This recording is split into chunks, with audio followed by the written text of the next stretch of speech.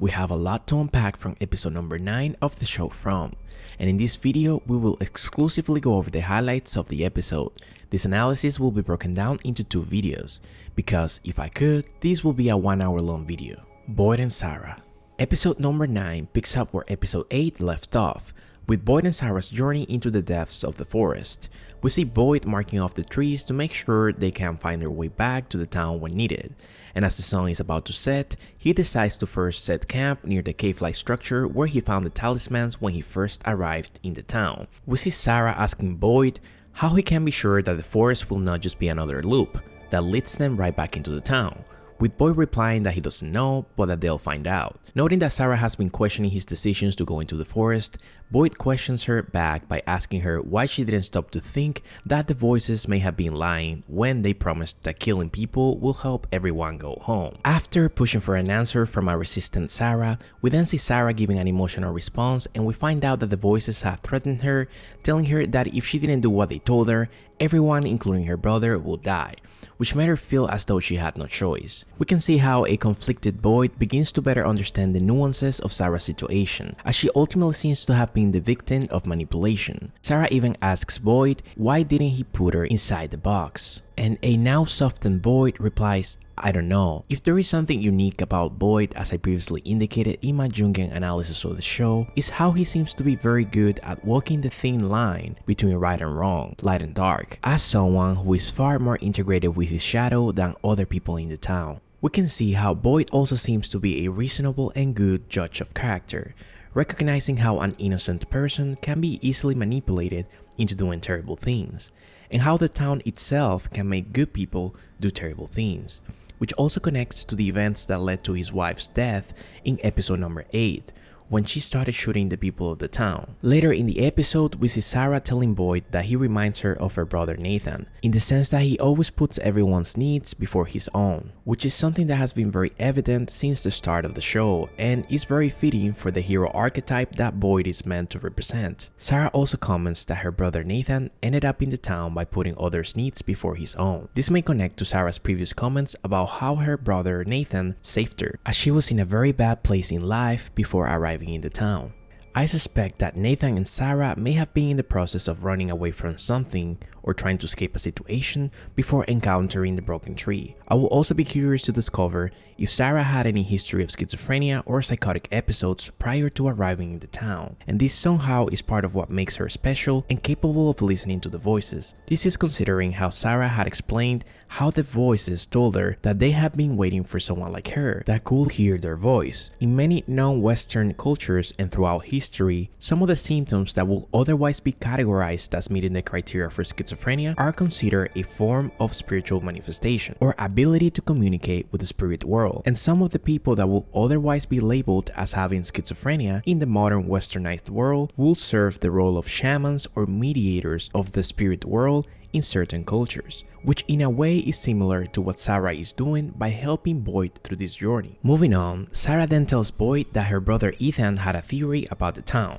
that if they were to push really hard to escape the town, something will push back at them. And we know that this theory may end up coming true, since we know that the available synopsis for episode number 10, the last episode of season 1, states that mysterious forces will try to prevent the people of the town from leaving as they attempt to escape, and I will soon go over my theories regarding this. We then see how Boyd and Sara notice the sound of bottles in the near distance, and they soon discovered what appears to be wind chimes made out of bottles hanging from a tree. Sara implies to Boyd that it seems like people had actually ventured that far into the forest before, and Boyd notices how the bottles seem to have something inside of them. As Boyd tries to reach one of the bottles, Sara warns him that it may not be a good idea. As Boyd begins to poke at the bottles with a stick, making them chime, we see Sara starting to enter another trance and eventually having a seizure, like she did at the end of episode number 4. It would be good to point out that wind chimes are believed to keep away evil spirits, and assuming that Sara may potentially be possessed by some sort of evil spirits, I wonder if the wind chimes may have triggered their presence. Later on, we see Boyd and Sara inside of a tent in the middle of the woods, and it's already nighttime. We can see how Boyd set up a talisman hanging from the center of the tent, and Sara suddenly wakes up. We should note that Sara appears to have a little bit of nosebleed on her right nostril. Nosebleeds after generalized seizures tend to be pretty rare unless there's some other underlying health condition. Again, I wonder if Sara suffers from some sort of neurological disorder that may be contributing to her ability to hear the voices. A brain tumor, for example, could explain both the seizures and nosebleeds, beyond the simpler possibility that these trances are somehow causing her some sort of brain damage. And the reason why these potential clues are important is that there may be some sort of brain-based X factor that allows people like Sara, Ethan, and Victor to have some sort of third eye that allows them to see the spiritual dimension of the town. On the other hand, it is not the first time that we see fictional characters bleeding through their noses after an intense episode involving psychic abilities, but I still think it will be good to keep an eye out for future revelations concerning Sara's health history. We then see that Boyd was able to get one of the bottles down from the tree, to discover that it had a piece of paper inside with the year 1864 written out. Now, we know that among the things that took place in such a year was the American Civil War, which may connect to Jade's vision of the Civil War soldier during episode number 6 of the show. Now, this piece of evidence makes me wonder whether the place they're currently in was part of the landscape where the Civil War took place, or if it is just that some of the soldiers that fought during the Civil War ended up being trapped in that place as well. The fact that there is an actual historic battle connected to this place may connect to the fact that the Norse goddess Freya, whose symbology is attached to this show, is also the protector of the dead, particularly of warriors or soldiers who have died in battle. And we know that both Boyd and his wife are retired military people as well, former warriors. However, this criterion does not seem to apply to the other people of the town, so there may be another detail missing from this particular equation, unless these people are relatives of military people who passed away or reincarnations of them. This is noting that the mythology is supposed to play a key role in the series, and a meaningful one. After showing Sara the bottle and its contents, Sara tells Boyd that going into the forest was a mistake and that they should go back. Sara tells Boyd that this time the voice she heard was different, that it was the voice of a woman screaming, but that the message didn't make sense. The message was to tell Mr. Fish and Loaves that she was wrong, that they shouldn't have gone into the forest, and that there are things out there that are much worse than the monsters. We can immediately see how Boyd is taken back by the reference of his army nickname. This scene made me wonder if the voice of that woman was then Abby's, to whom he was praying during episode number 5, asking for a sign as to whether he should go into the forest or not. If the latter is true, it would imply that those who die in the town remain trapped within it in the form of spirit. Alternatively, this could just be another attempt at manipulating Boyd into abandoning a project that may actually end up allowing them to escape the town. Also, it is important to note how Boyd never said that his plan was to go into the forest when he asked the spirit of his wife, Abby, for a sign of whether he should follow his plan to go into the forest or not, which could imply that these entities or voices also have insight into people's minds, the same way the monsters know everyone's names. This once again connects to my recent Jungian analysis of the show, where I suggested that it's possible the town is some sort of collective mental construct, and the contents of everyone's unconscious minds have a physical presence through the forest, which is a symbol for the unconscious mind, where our inner demons or shadows reside beyond our conscious awareness. Another observation to highlight is that if the voices can manipulate the jukebox to send messages, they may also be behind the random static we've heard on the radio and the flickering of the lights throughout the town. And this may all be attempts to communicate with the people of the town. Another implication of this possibility, if it happens to be true, is that Jim's radio tower may then actually allow them to directly communicate with these voices. We know that the preview of episode number 10 states that Jim's radio tower will have repercussions that will rock him to his very core, and I wonder if it has to do with the fact that this radio tower may end up amplifying the reach of these voices or entities that could actually be other versions of them or people who have died in the town. Going back to Sara and Boyd, strange noises begin to sound outside of the tent when something suddenly appears to strike the tent.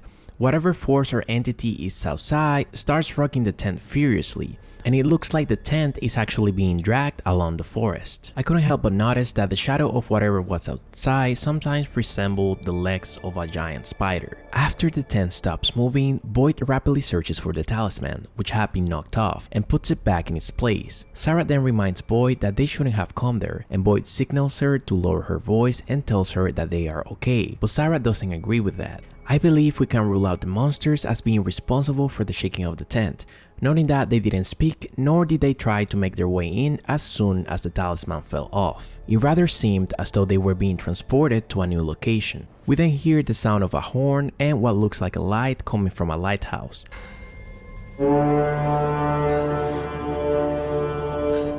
If we were to presume that there is also a boat nearby, this may add further meaning to how Boyd's signal at the end of episode number 5 was the song If I Had a Boat by Lyle Lovett. In an earlier analysis, I mentioned how it may be likely that we will eventually see coast beyond the forest, due to the location where the show was filmed near Halifax, Nova Scotia, where we can find collections of small islands. A boat will also fit the mythology of Skip Lanier, which we also covered in a previous analysis, and happens to be the legendary boat of the Norse god Freyr, which is said to be able to take its passengers wherever they need to go. Noting how the title of episode number 10 is All the Places We'll Go, it wouldn't be surprising if a boat and not the faraway trees is the method of escape for the people of the town. Maybe not necessarily to go back home, but to a new realm or a different world like in a video game. Tabitha and the Lighthouse. As a parallel to the events that Boyd and Sara experienced in the woods, we see Tabitha going up the stairs from the basement after Jean tells her that dinner was ready. As Tabitha goes up, we see her transition into what looks like the stairs of a watchtower or lighthouse. As she continues to make her way up, we see Ethan's toys on the stairs, as well as the mysterious bottle Boyd took down from the tree. And Tabitha seems to be reliving fragments of her memory, such as the phone ringing which led to the death of her baby Thomas, the baby crying, and we can see Tabitha feeling disassociated from what's going on. We then hear the horn or the warning sign that Boyd and Sara heard in the woods. We also saw a series of years etched onto one of the surfaces of the lighthouse. Lastly, we saw Tabitha seeing Jim hanging upside down from the top of the lighthouse. After initially appearing to be dead, Jim then screams at her, and we see Tabitha having a flashback of the RV accident they had when they first arrived in the town. Fortunately for her, she then wakes up and realizes it was all a dream. We can see how a part of Tabitha still thinks that they may actually be dead. The fact that through a dream, Tabitha may have been able to see the same lighthouse that Boyd and Sara presumably heard may further add to the theory that this place everyone is trapped in is some type of collective mental landscape. Something I wanted to comment on is that the depiction of the people hanging upside down, particularly from trees, may be connected to the Norse myth of the god Odin hanging himself upside down from the world tree or Yggdrasil as self-sacrifice in order to gain knowledge and wisdom of the 9 realms and the power of the runes, in an attempt to gain sufficient knowledge to prevent Ragnarok or the end of the world in Norse mythology. This myth actually led to a cult that spanned all the way to the 10th century AD and involved human sacrifices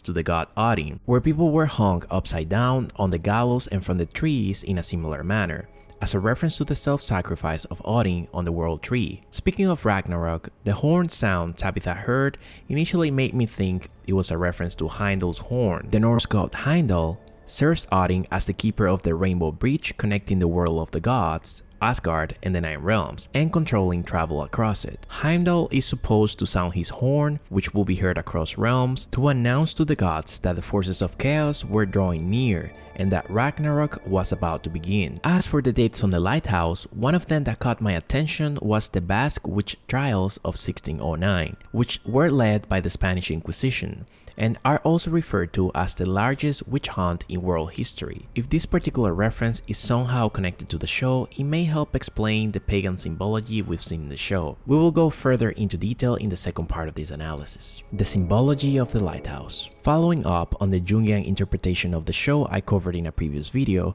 we know that lighthouses have spiral staircases leading all the way up to the top. Regarding the symbology of the spiral and within the context of dreams, Jung said the following. The spiral in psychology means that when you make a spiral, you always come over the same point where you have been before, but never really the same.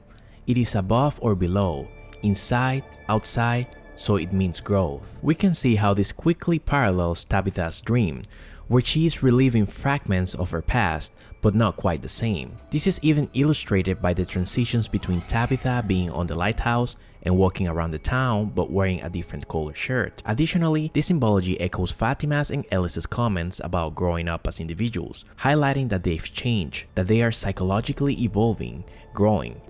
We're not the same people anymore.